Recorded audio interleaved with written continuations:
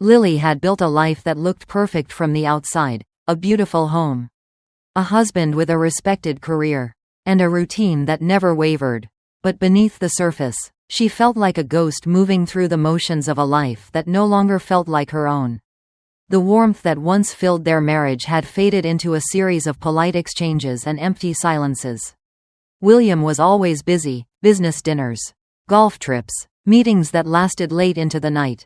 When he was home, he was present in body but absent in every way that mattered.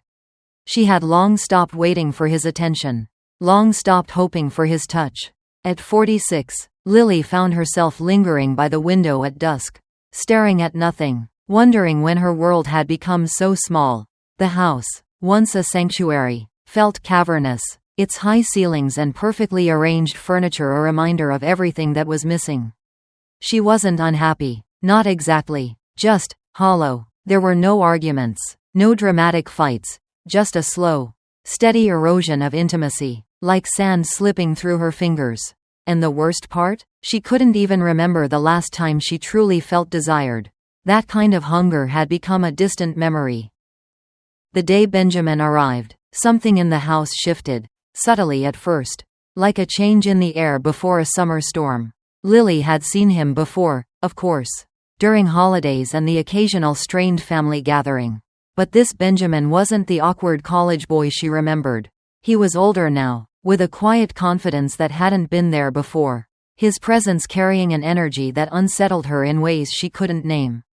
His arrival was meant to be temporary, just a few months while he figured things out. William had said, but Lily knew, from the moment he stepped inside, that time would stretch in ways none of them had anticipated. At first, their interactions were effortless, almost distant. She played the role of the accommodating stepmother, offering him coffee in the mornings, asking polite questions about his plans. But as the days passed, something unspoken lingered between them, growing in the spaces where words didn't reach. It was in the way his eyes lingered a second too long when she spoke, the way his voice softened when he said her name. He noticed her, in a way William hadn't in years. Benjamin saw her, not as a wife, not as a fixture in his father's house, but as a woman. And though Lily told herself it was nothing, that she was imagining things, she couldn't shake the feeling that something had begun. Something she had no control over. And, perhaps, something she didn't want to stop. The silence between them became louder. At first, it was nothing, just a fleeting awareness. A pause that stretched a second too long before either of them spoke. But then it became something more. The way Benjamin's gaze would catch hers across the room. His expression unreadable, like he was waiting for her to say something she couldn't bring herself to admit. The way his presence lingered, even when he wasn't there. Lily tried to ignore it, told herself she was being foolish. But the truth was undeniable. She felt it. In the hush of early mornings, when she caught him watching her over the rim of his coffee cup. In the brush of his arm as they passed in the hallway. A touch so slight it could have been an accident, but never felt like one. She reminded herself that this was wrong, that she was overthinking it. But no matter how much she tried to rationalize it, the weight of his presence settled over her like an unspoken confession. The air in the house had changed, charged, expectant, waiting, and the most dangerous part? She didn't know if it was coming from him, or if she was the one creating it. The idea sent a ripple of guilt through her. But even that wasn't enough to stop the quiet thrill curling inside her. It was absurd, reckless, and yet, when their eyes met in those fleeting moments, she wondered if he was thinking the same thing. It happened in a moment too quick to stop but too charged to forget. One evening, as Lily reached for a book on the living room shelf, Benjamin was suddenly behind her, close enough that she could feel the warmth of him at her back. She froze. He didn't step away. The house was quiet, William long gone for another dinner. The only sound between them the slow, steady rhythm of their breathing. She should have moved, should have turned, laughed it off, pretended this was nothing more than a coincidence. But she didn't. Then, his hand, hesitant at first, skimmed her arm, fingertips brushing against her wrist. It was such a small touch, and yet it set fire to something inside her that had been cold for too long. She turned to him, her breath unsteady, her heart pounding in a way she hadn't felt in years. Their eyes met, and before she could think, before she could reason, his lips were on hers. It wasn't forceful, it wasn't hurried, it was slow, careful, as if he was waiting for her to pull away. But she didn't. And that was the real betrayal, not the kiss itself, but the fact that she wanted it, that she let herself want it. When she finally pulled back, reality crashed in, the guilt, the weight of what she had done. "This can't happen," she whispered, voice shaking. But as she stepped away, her body still tingling from his touch, she knew it already had. Lily had always believed that guilt came in waves, sudden, sharp, and then gone. But this was different. This was a weight, pressing against her chest in quiet moments, in the spaces where no one was watching. It followed her through the house, clinging to her skin like perfume, lingering in the air long after Benjamin had left the room. She told herself it was a mistake, that it could never happen again. But the memory of his lips against hers was impossible to erase. Worse than the guilt was the fear. Every moment felt like a risk now. Every glance from William felt like it held an accusation, even though he had no reason to suspect. Every interaction with Benjamin felt dangerous, like walking a tightrope that was fraying beneath them. She found herself flinching when William touched her, pulling away too quickly from casual affection, afraid that somehow, he would know, that he would feel the difference. And Benjamin, he was everywhere. She felt his gaze even when she wasn't looking, felt the tension humming between them even when they kept their distance. Some nights, she lay awake replaying it all, telling herself that it had to stop, that she would end it before it went any further. But deep down, she knew the truth. The kiss was not the end. It was only the beginning. And the most terrifying thing wasn't that they had crossed the line. It was that she wasn't sure she wanted to go back. Lily had never been a liar. Not really. But now, deceit had woven itself into her daily life, stitched into the fabric of every moment she shared with William. It was in the way she avoided his gaze over dinner, the way she forced a smile when he asked about her day, the way she pretended she wasn't unraveling under the weight of her own choices. Lies didn't always come in words. Sometimes, they came in silence, and silence was the only thing keeping her world intact. She and Benjamin became careful, calculated. No more stolen touches in plain sight. No more lingering in doorways where someone could walk in. But the distance did nothing to cool the fire between them. It only made it worse. The spaces where he should have been, the absence of his voice, his scent, his presence, became unbearable. She told herself that stopping was the right thing to do, that she was protecting herself, protecting him. But when night fell, and the house went quiet, all she could think about was him. And then, like clockwork, came the guilt, the regret, the thought of William, of the life she was dismantling piece by piece. She convinced herself she could pull back before it was too late. But wasn't it already too late? She had already crossed the threshold, already let herself fall, and the worst part? She wasn't sure she ever wanted to stop. Because for the first time in years, she felt alive. The walls were closing in. It wasn't just in her mind anymore. Lily could feel the shift in the air. The way people were watching her differently. It started subtly, in the way Christopher's questions became just a little too pointed, his casual comments laced with something sharper.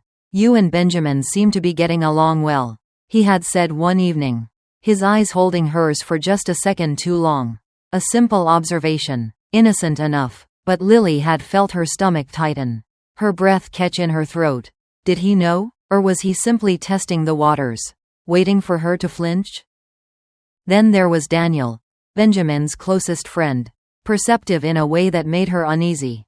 He had always been blunt, but lately, his words carried an edge. "You've been spending a lot of time at home," he told Benjamin one afternoon, his tone light, but his expression unreadable. "Must be nice, having company." Lily hadn't been there, but when Benjamin told her later, she had seen the flicker of something in his eyes, concern. Maybe even fear. And then there was William. He hadn't said anything outright, but Lily could feel his gaze lingering. The way his silences stretched just a little too long. The way his presence felt heavier in the house. He was watching her now, noticing her, and for the first time. That didn't bring relief, it brought terror, because if William was beginning to suspect, it meant that time was running out. The unraveling came quietly, like a crack forming beneath the surface, spreading before anyone noticed. It wasn't a dramatic discovery. Not yet, but something had shifted, and Lily felt it in the way Christopher's smile had grown sharper. The way his words carried a weight she couldn't ignore. Secrets have a way of surfacing, he had said at a dinner party, swirling his wine with practiced ease, his gaze flickering toward her just long enough to make her skin prickle. He was playing with her, toying with the edge of truth, waiting to see if she would fall. Then came the real mistake. A glance too long, a touch that lingered a second too much. Lily didn't even realize it had happened, but William did. It was a small thing. A moment so fleeting she might have convinced herself it wasn't real. But when she looked up, she saw him watching, and for the first time, she saw not just suspicion in his eyes, but something worse, certainty. Her breath hitched. The room, once filled with laughter and idle conversation, felt suffocating. She reached for her glass, her fingers trembling against the stem. But it was too late. She had already lost the upper hand. Later that night, as she lay in bed, staring at the ceiling, she knew the inevitable had begun. Christopher held too many pieces. William had seen too much. The house that had once been her refuge was now a waiting game. The question wasn't if the truth would come out. It was when. The truth did not explode, it eroded. Slowly, piece by piece, until there was nothing left to hide behind. William knew. He didn't need to say it aloud. It was in the way he looked at her. The way the warmth in his voice had turned to something cold and distant. The night he finally confronted her. There was no shouting, no accusations, just a single question, spoken so quietly that it stole the breath from her lungs. How long? Lily had no answer. What could she say? That it was a mistake? That it hadn't meant anything? That would be a lie. And for all her sins, she owed him the truth. So she said nothing, and in that silence, William understood everything. By morning, Benjamin was gone. The house felt heavier without him. But Lily had no time to mourn. William was still there, his presence like a shadow in every room. A reminder of the life she had ruined. He did not yell, did not threaten, he simply let the weight of her betrayal hang between them. Suffocating, inescapable. And yet, the worst part was not losing Benjamin. It was losing herself. Because now, in the quiet, in the wreckage of everything she had built, she realized something devastating. She had never really wanted Benjamin. Not truly. What she had wanted was to feel alive. And now that it was over, all she felt was empty. More than before, more than ever. The house felt different now. Not just emptier, hollow.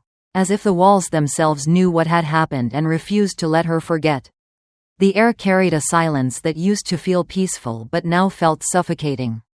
Benjamin was gone. His presence had once been a quiet storm, stirring something inside her she hadn't felt in years. But now, there was nothing left, just the aching stillness, the weight of all that had been lost. William didn't leave, but he didn't stay either. He moved through the house like a man who had already decided to let go but hadn't yet told her. They barely spoke. When they did, it was out of necessity. Clipped words exchanged over morning coffee or in passing between rooms. There was no anger, no fights, just the unbearable finality of a marriage that had already died. Lily found herself lingering in the garden, tracing the petals of the roses she had once cared for with love. Now wilting under the summer heat. She had thought that what she wanted was passion, something to break her free from the life that had felt so stagnant. But now, as she stood there, staring at the empty space where Benjamin used to sit, she wondered if the loneliness she had once feared had been better than the regret she carried now. She had wanted to feel alive. Instead, she had burned everything down, and all that remained was ash. In life, it's easy to mistake boredom for unhappiness, longing for love, and passion for purpose. Lily, don't seek fulfillment in temporary escapes. Instead, ask what is truly missing. is emotional neglect should be confronted, not avoided. If youth cost of temporary passion is rarely worth the lasting regret,